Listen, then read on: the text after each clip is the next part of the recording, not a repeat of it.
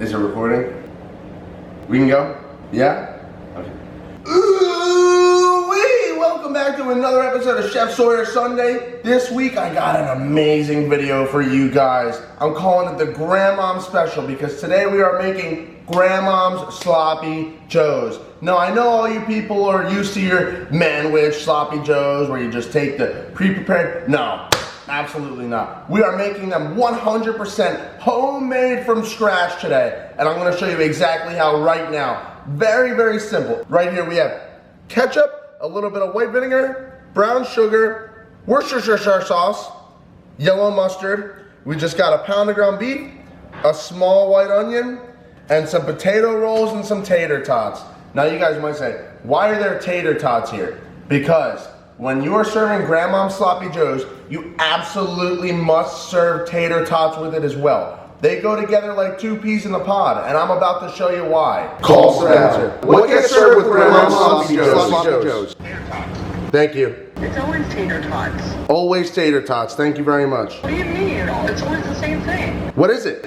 Tater tots. All right, thank you very much. Oh, smiley face french fries. Spence, you're wrong. No, it's not smiley face french fries. I'm sorry. So just do me a favor and say tater tots. It is tater tots. I just called Dad and he said so. Smiley face french fries. This guy's on crack. Smiley face french fries. Tater tots. Tater tots. Okay, thank you so much. Spencer had this misconception. It must have been smiley faced french fries. Spencer's a loser. He's the only one who answered incorrectly, okay? What is this guy doing? So pretty much the first order of business and the first and only thing we have to really do for the whole meal is just go ahead and dice our onion. So let's get to it. This guy must have been like thinking back about like high school lunch. Take off the stem end. I'm gonna leave the root end on because it helps us cut in a small dice. So we'll cut it in half. We'll go ahead and peel the skin off. That's right, rip its skin from its body. So the root is important because it helps hold the onion together. So when I go ahead and small dice, what I'm gonna do is I'm gonna start at the top and I'm just gonna go almost all the way through. Almost all the way through in 1/4 inch intervals. Move down a 1/4 inch, almost all the way through. You turn it, you slice it like this, 90% of the way. Almost all the way through in 1/4 inch intervals.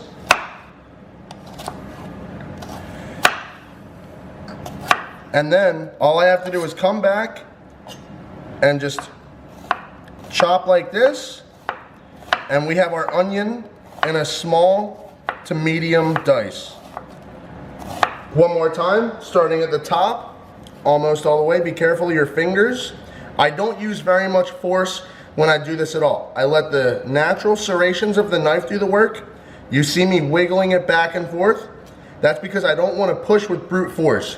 I risk injuring myself. I'm just gonna let the serrations of the knife do the work by pulling and pushing back and forth. 1/4 inch intervals, turn, chop. Perfect. Spencer will be on one. So the first order of business, we have two things we want to start right now. We're gonna go ahead, heat up our pan to a medium-low heat. We're gonna hit it with a little oil, and we're just gonna slowly start sweating our onions out. Let these sit in the pan and cook for just until they're soft and tender. We have our onions sweating down. That's gonna take about 10 minutes or so. So now it's time to go ahead and get our tater tots in the oven. Now guys, this recipe is great because anybody can do it. You got a 5-year-old brother who wants to learn how to cook? Show him this video because putting tater tots in the oven, I mean, it speaks for itself. But also, this recipe is a very fun one to make, very easy. All of us already have most of the ingredients at home and it doesn't require much effort. And it's delicious for all ages. I got my tater tots going into the oven. That's 400 degrees. That'll take about 30 minutes or so. They're done when they're crispy. So into our cooking onions, I have 1 pound of ground beef here. This is an 80-20 mixture, which means 80% meat, 20% fat. You can go ahead and use whatever ratio is good for you, but fat equals flavor. 80-20 is generally a very well-respected mix for being a great balance of flavor and meat. Break that up. We're gonna ground the ground beef, even more ground. We're gonna continue to just work at this ground beef because Sloppy Joes have a really nice fine consistency. I hit it with some salt and pepper, S&P, necessary in 99% of recipes you make. Now I want everybody to forget everything they know about Sloppy Joes, because until you have Grandmom's Sloppy Joe served with tater tots on a potato roll, you don't know anything about it. You had some back in middle school 30 years ago, it doesn't matter. It's nothing compared to Grandmom's Sloppy Joe. This will make you say, wow, that's a good Sloppy Joe. All right, our beef is almost entirely cooked, and the sauce is very simple, 5 ingredients. 1 tablespoon each of Worcestershire sauce, yellow mustard, white vinegar, and brown sugar. Last but not least, I have 1 cup of ketchup here. The brown sugar, the ketchup, the mustard, this is essentially going to make a barbecue sauce. If you wanted to make a barbecue sauce from scratch, the ingredients would be almost identical. Mix this up, and we're gonna let the sugars and the brown sugar and the ketchup cook down, the mustard, the vinegar, and everything is gonna form together to become this delicious, delicious mixture that we call Sloppy Joe. The smell is unbelievable. I wish you guys could smell it. You can if you make the recipe. It's essential that you let it cook after you combine all the ingredients for the sauce together, because like I said, those sugars, those acids, they all need to get to know each other, and when you cook them down, you're activating some more flavor for sure. But the smell is just so good. I know the flavor is gonna be so good because I have faith in Grandmom's recipe. And leave this on a low heat to just kind of simmer and build up our flavors, and then we're going to Flavor Town, baby.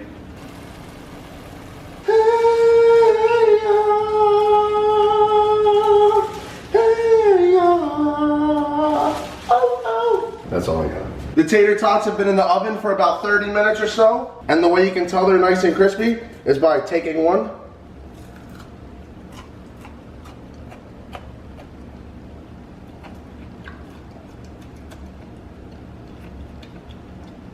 crispy.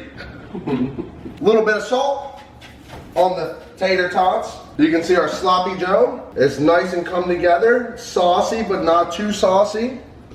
The smell, delicious. The look, delicious. The taste, I'm sure delicious. Let's go ahead and plate up. You'll bring honor to us all.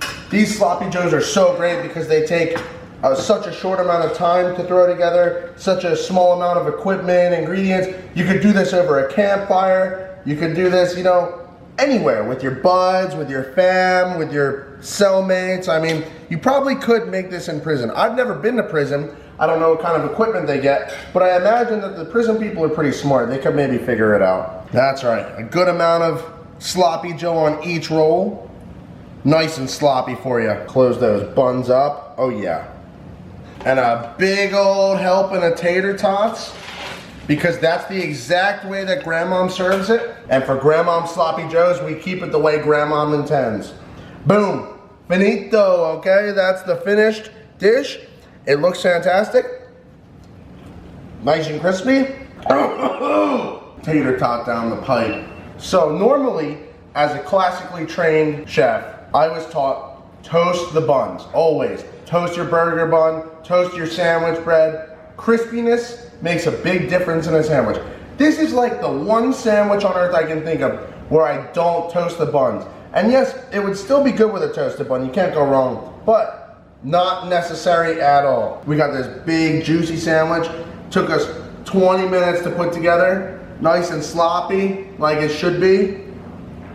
Oh my goodness, that was so good. I would have thought Grandma made this herself 20 minutes ago and drone delivered it to the house. Juicy, meaty, sweet, savory, perfect combination of flavors. You can't beat that. Paired with these perfect little crispy tater tots, you can't go wrong. It's a match made in heaven. Grandma for sure knew what she was doing when she put this meal together, okay? So go ahead and try this one out at home. Your whole family will say, oh my God, I've never had a Sloppy Joe this good before. And that's because Grandmom's recipe is now available for everybody to enjoy. Guys, thanks for watching, thanks for supporting, thanks for supporting Chef Sawyer Sundays, okay? Like, comment, subscribe. I'll see you guys next week. Cut.